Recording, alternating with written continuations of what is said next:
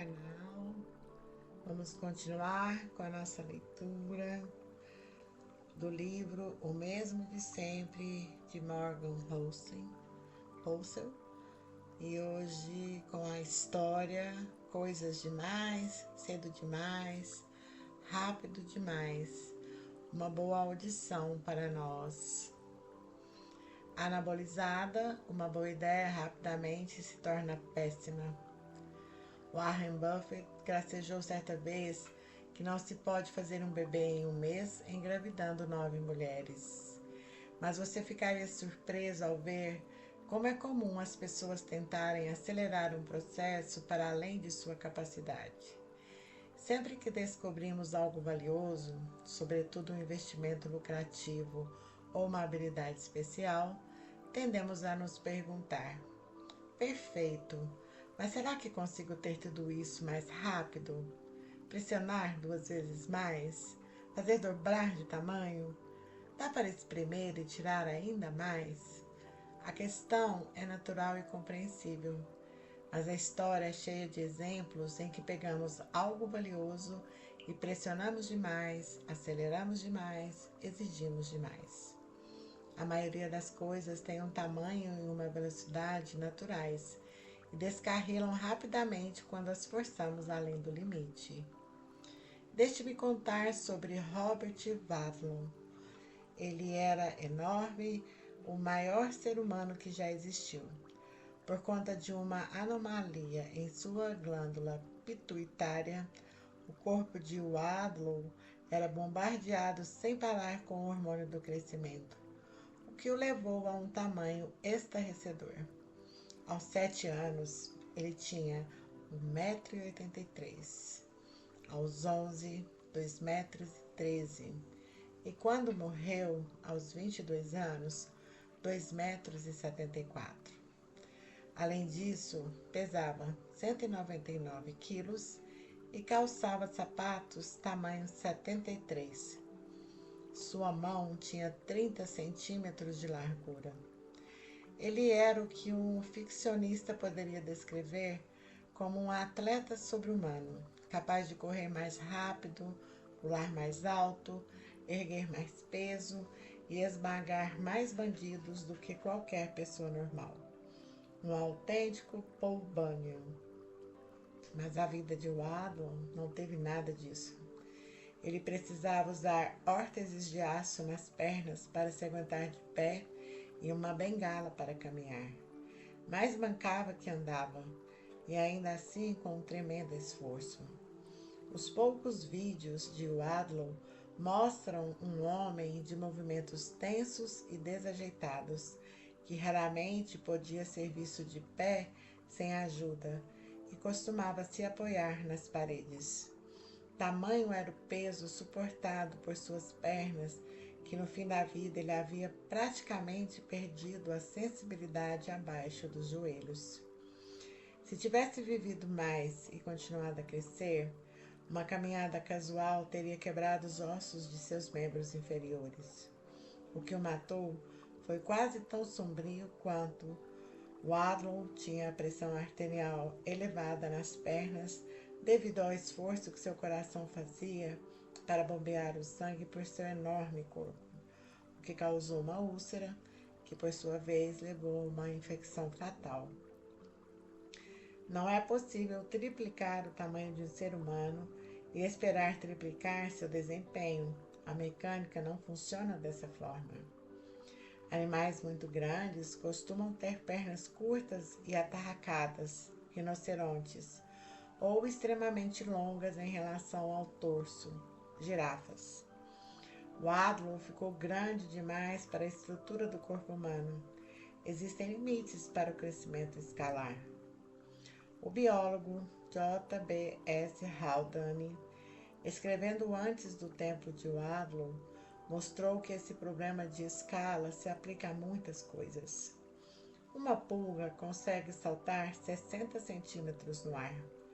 Um homem atlético, 120. Mas, se a pulga tivesse o tamanho do homem, não saltaria milhares de metros. A escala não funciona dessa maneira. A resistência do ar seria muito maior para a pulga gigante, e a quantidade de energia necessária para saltar determinada altura é proporcional ao peso. Se uma pulga fosse 1000 vezes maior do que seu tamanho normal, seu salto talvez aumentasse para quase 2 metros, presumiu Haldane. Ao se erguer de uma banheira, um homem tem cerca de meio quilo de água pingando do corpo.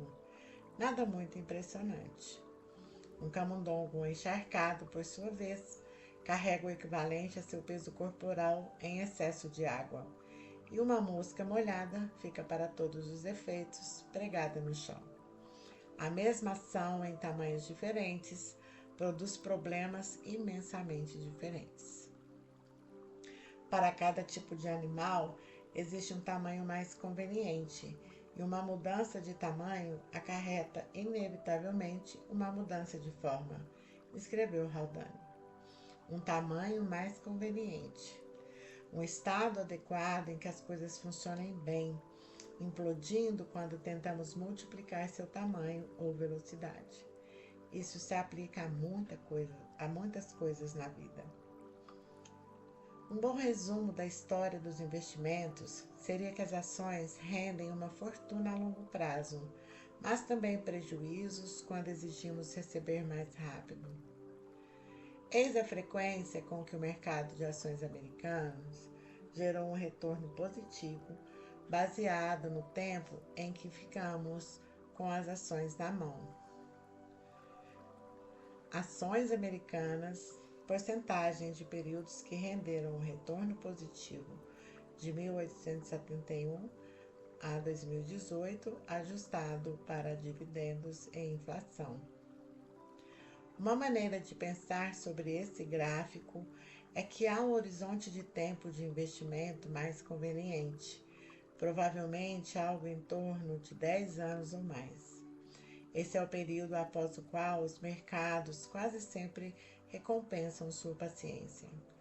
Quanto mais comprimimos nosso horizonte de tempo, mais dependemos da sorte e nos expomos à ruína.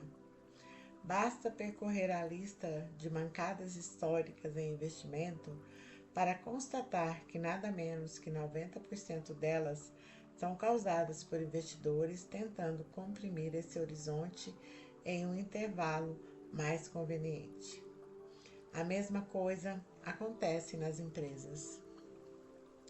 A Starbucks tinha 425 estabelecimentos em 1994 e em seu 23º ano de existência. Em 1999, abriu mais 625 lojas. Em 2007, o ritmo era de 2.500 novas lojas por ano, uma nova cafeteria a cada 4 horas. Uma coisa levou à outra. A necessidade de cumprir metas de crescimento acabou por tomar o lugar da análise racional. Exemplos da saturação do Starbucks viraram piada. O crescimento das vendas por unidade caiu pela metade, ainda que o restante da economia prosperasse.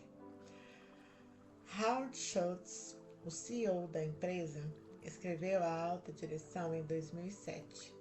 Para passar de menos de 1.000 lojas para 13.000, tivemos de tomar uma série de decisões que, em retrospecto, levaram à diluição da experiência Starbucks.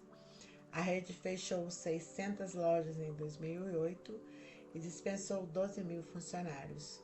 Suas ações caíram 73%, um desempenho tenebroso até para os padrões de 2008. Em seu livro Onward, de 2011, Schultz escreveu: o crescimento, como sabemos muito bem agora, não é uma estratégia, mas uma tática. E quando o crescimento indisciplinado se tornou uma estratégia, nós nos perdemos. Havia um tamanho mais conveniente para o Starbucks. Cada negócio tem o seu. Força além desse limite e você vai perceber que a receita até pode aumentar, mas que a quantidade de clientes insatisfeitos aumentará ainda mais rápido. Da mesma forma que Robert Wadlow se tornou um gigante, mas tinha dificuldade para andar. Harvey Firestone, o magnata dos pneus, compreendeu isso bem e escreveu em 1926: Não compensa tentar ter um negócio todo de uma vez. Em primeiro lugar, você não consegue, e assim boa parte do seu dinheiro é desperdiçada. Em segundo lugar, mesmo que você conseguisse, a fábrica não saberia lidar com isso.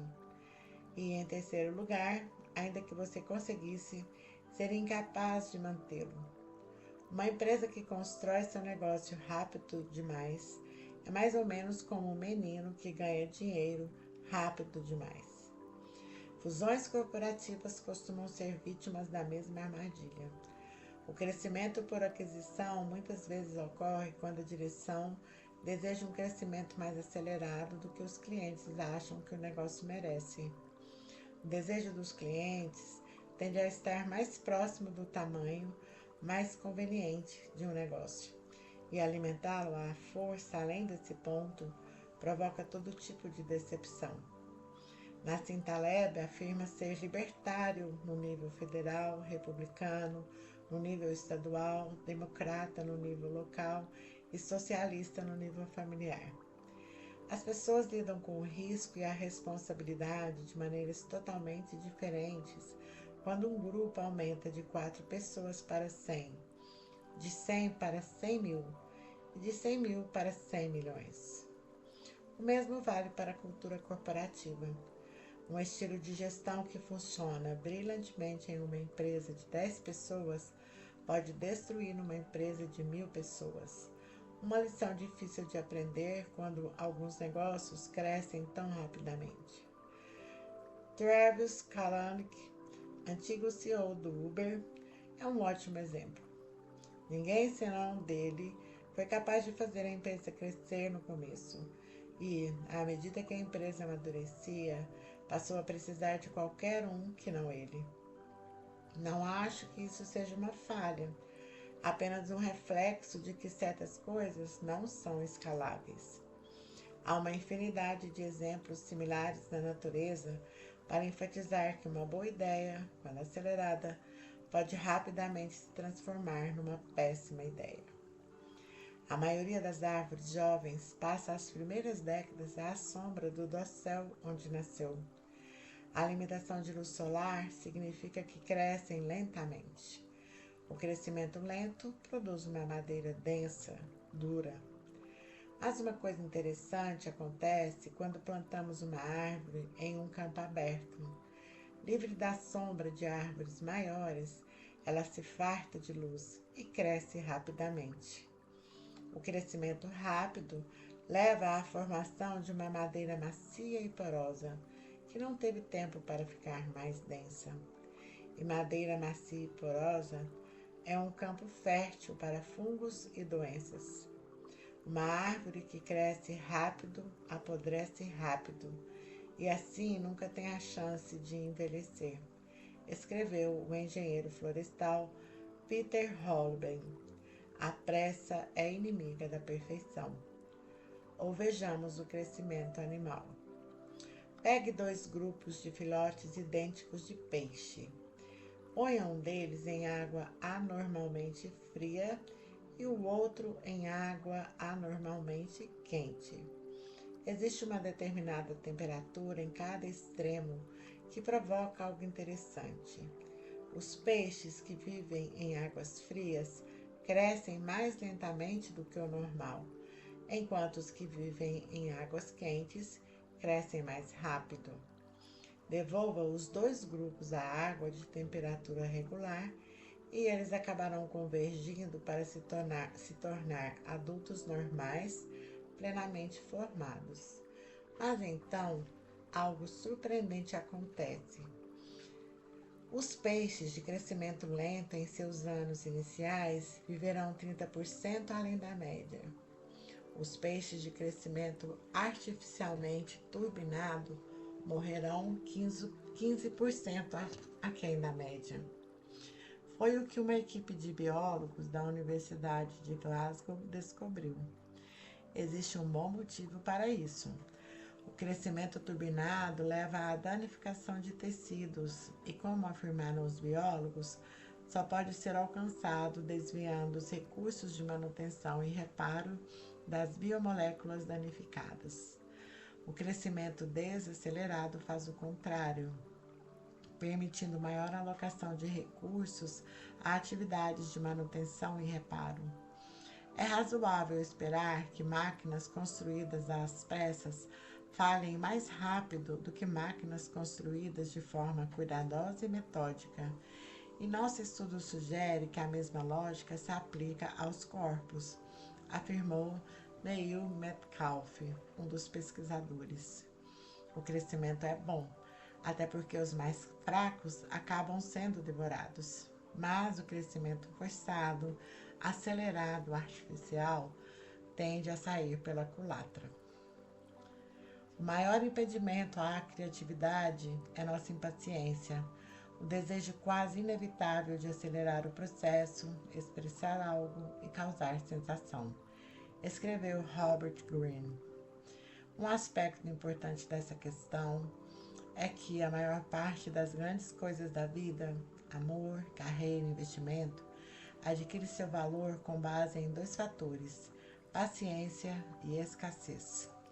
Paciência para deixar algo crescer e escassez para admirar o resultado desse crescimento. Mas quais são as duas estratégias mais comuns quando as pessoas buscam algo grandioso? Tentar acelerar o processo e aumentar sua escala.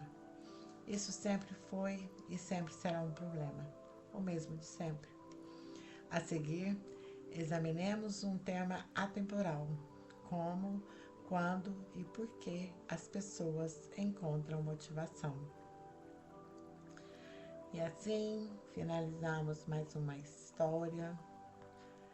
Obrigado por nos ouvir e até a nossa próxima história. Até breve.